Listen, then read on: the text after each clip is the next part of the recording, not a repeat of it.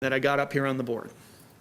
However, if we're going to fix that equation, we got to know where to fix it correctly. And I would say right now that we're working on the wrong thing. Right now, all of our efforts to fix the problem always focus on this part of the equation. We keep trying to figure out how to stop money from going in. So we'll come up with campaign finance reform laws. People will say, well, maybe we can do public financing. Maybe we should make a rule that you can only donate to somebody if you live in the state or in their district. You know, we keep all of those are solutions where we're trying to stop the money from going in. And I'll show you why in a minute, but I would propose to you that that's a losing strategy. It's a losing strategy for a couple reasons. Number one, it's not practical. And number two, it doesn't get to the root of the problem. Let's take a look at why, and this is why I call this fundamental truth number 3. As long as there is a large enough financial reward, big money special interest groups are going to find a way to get it. So as long as National Council of Rouse and their supporters can donate $180,000 to Barbara Boxer and they get $5 million out, you can write any law you want, they're going to find a way to get $180,000 into Barbara Boxer's pockets. And I'll show you that in a minute. Fundamental truth number 4 is every campaign finance reform law you come up with is going to result in an equal and opposite reaction to go around it. It's going to happen. And I'll show you this. We call it Reform Sidestepping 101, and we're going to introduce you to 2 congressmen, a Republican named Duke Cunningham from California and a Democrat from West Virginia named Alan Mollahan.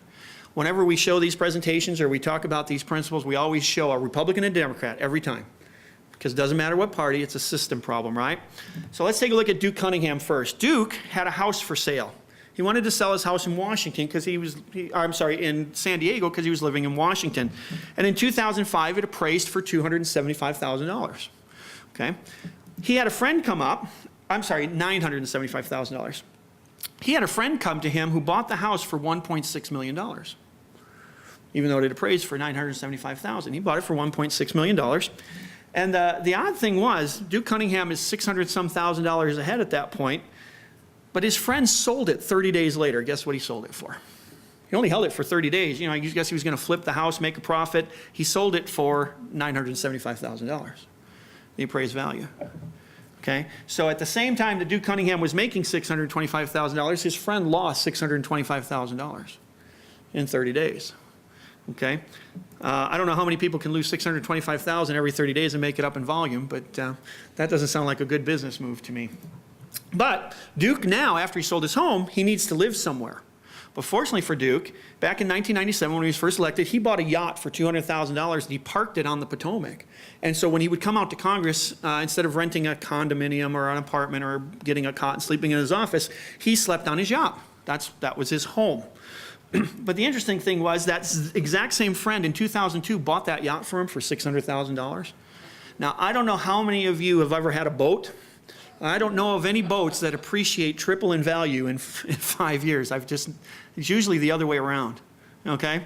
Somehow that did, but then it wasn't even, at that point Duke made $400,000 on deal, but it wasn't even in good condition because the lobbyists went in and put $100,000 in renovations into the boat after he bought it. Okay, so he was actually out $500,000. Well, he let Duke live on the yacht because he bought Duke's house, and Duke lived there for, guess how much? Rent-free. Okay. Here's the good news of this story. Duke Cunningham's now in jail. Here's the bad news. He's not in jail for this. Because this is why I say, forget campaign finance reforms law. None of this violated any campaign finance reform laws. You can sell your house for whatever you want to sell it for. You can sell a boat for whatever you want to sell it for. You can rent to anybody for whatever you want to set the terms of that contract for. Okay? None of this was illegal. The reason he's in jail, though, is Duke Cunningham got one of his staffers mad at him, and he fired him. And that mad staffer got a hold of his emails, and he took an email to a reporter in San Diego. And in the emails, Duke said, you will buy my house for this much, and you will buy my boat for this much. And in return, you will get, because here's the fun part, what came out of this story. While Duke made $1.2 million and the lobbyists lost $1.3 million, Duke Cunningham got his friend a non-competitive government contract for $16 million. So he actually was $14.7 million ahead. And he spelled that out in there. I will get you this contract if you buy my house and you buy my boat. That's why he's in jail. And here's the important part. If Duke had been smart enough not to write in the email, or if he hadn't got that staffer mad, we'd never know about this. Duke would still be in Congress. He was a very popular congressman. He would be still in Congress. He'd probably be voting for campaign finance reform laws and so forth. We never would have known about it. Okay? Next, we got to look at Alan Mollahan on the Democrat side. We look at Republicans, we look at Democrats. Now, Alan Mollahan would never think of selling his home for an inflated value, or selling his yacht for an inflated value. He would never play those games because he, until last year, was the ranking Democrat on the House Ethics Committee. Okay? However, what was really interesting is in 2004, he arranged for a $6 million earmark inserted into an appropriations budget for something called the Vandalia Heritage Foundation. It's a nonprofit organization. Vandalia, West Virginia, is where Alan Mollahan is from. The Vandalia Heritage Foundation was set up to promote downtown Vandalia. That's what the purpose of this foundation was. The interesting thing is when you look at their filing papers, guess who the founder and director of the Vandalia Heritage Foundation was? Alan Mollahan. He created the foundation and then steered an earmark into the foundation. Totally legal. Nothing wrong with that. Didn't violate a single campaign finance law. Hey, he's an entrepreneur. He's trying to help his downtown city. He's bringing money home to his constituents. What could be wrong with that? Well, on April 8th of 2006, the New York Times reported that, forget just the $6 million earmark, Alan Mollahan had steered $250 million into 5 different nonprofit organizations that he set up. Okay? But now here's the thing. As the founder and director, he gets to decide how to spend that money. To his credit, he didn't go and buy a house or a yacht or, expensive weekends in Antigua or whatever he did. But what he did do is he started funneling out contracts to businesses through these foundations. And guess what? Every single one of those businesses donated to his reelection campaigns. Perfectly legal. Nothing wrong with that. And unlike Duke Cunningham, who's in jail, Alan Mollahan didn't go to jail. And in fact, when the $6 million earmark was reported and got people outraged, that was in 2004 and he won re-election. When the New York Times came out with this story in 2006, which really caused outrage, he won re-election. Then in 2008, he couldn't top that. There was nothing new that came out, but he still won re-election. This year, he lost his primary, thankfully. But he never went to jail for any of this. It was all perfectly legal, and we can report about it all we want. It doesn't violate any campaign finance reform laws.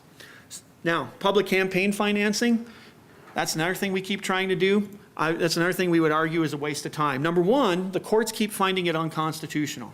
And I would say that's a good thing, because the way I just showed you, the way they've set up the 10 layers of donations and all of that, all public campaign finance laws are going to do is it's going to restrict you and I more than those guys, because they're the ones writing the rules, right? And what you're going to have is you're going to have the fox in charge of the hen house, and you're going to have bureaucrats deciding whether the candidates who are here, whether or not they can get funds.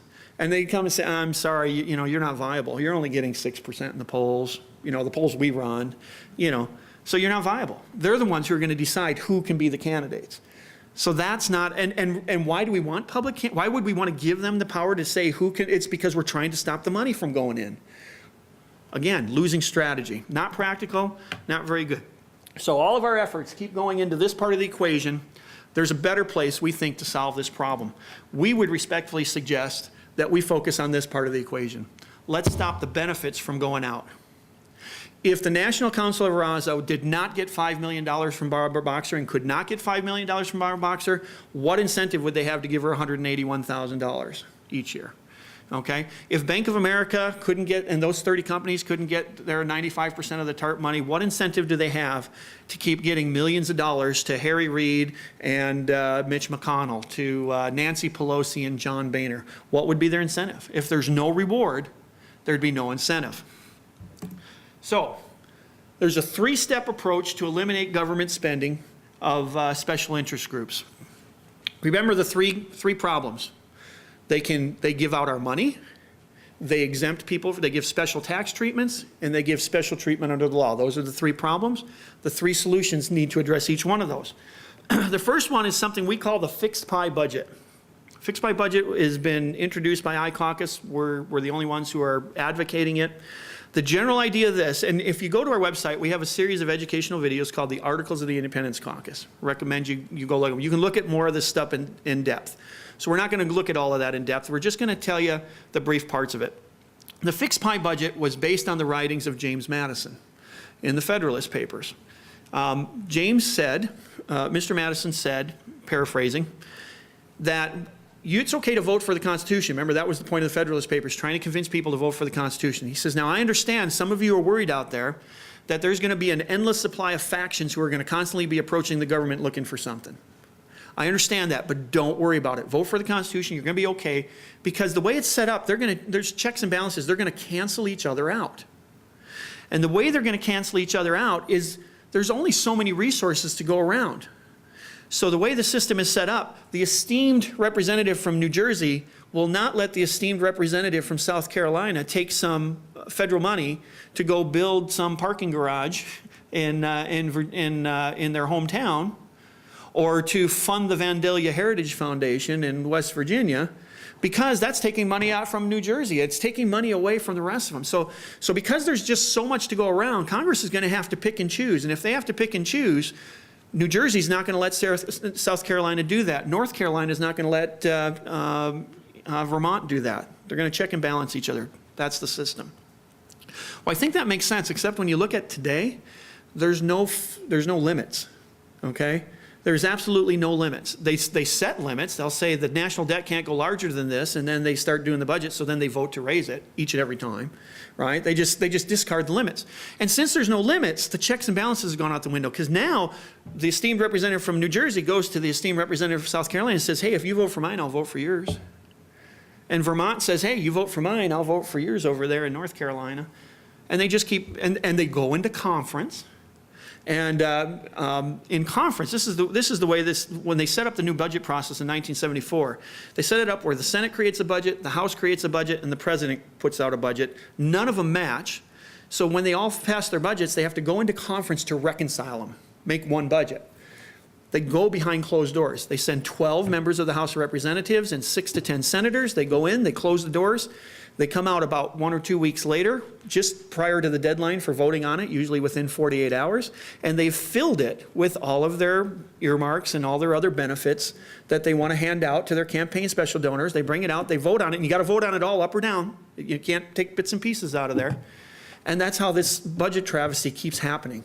And then, because they've done this in conference, you go to your senator or your congressman, you go, why did you vote for that thing? Didn't you see this, there was 5,750 earmarks in the defense budget thrown in that the Pentagon didn't ask for a single one of them.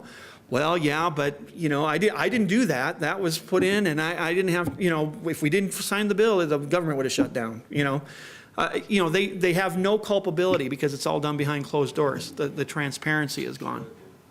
Now, when we talk about a budget that establishes this fixed price spending limit, we're not talking a balanced budget, okay? Balanced budget's a great idea, but that's not the solution we're talking about. Because I can think of a lot of ways to balance a budget, and none of them are good, okay? For example, right after World War II, we were the premier military power in the world, okay?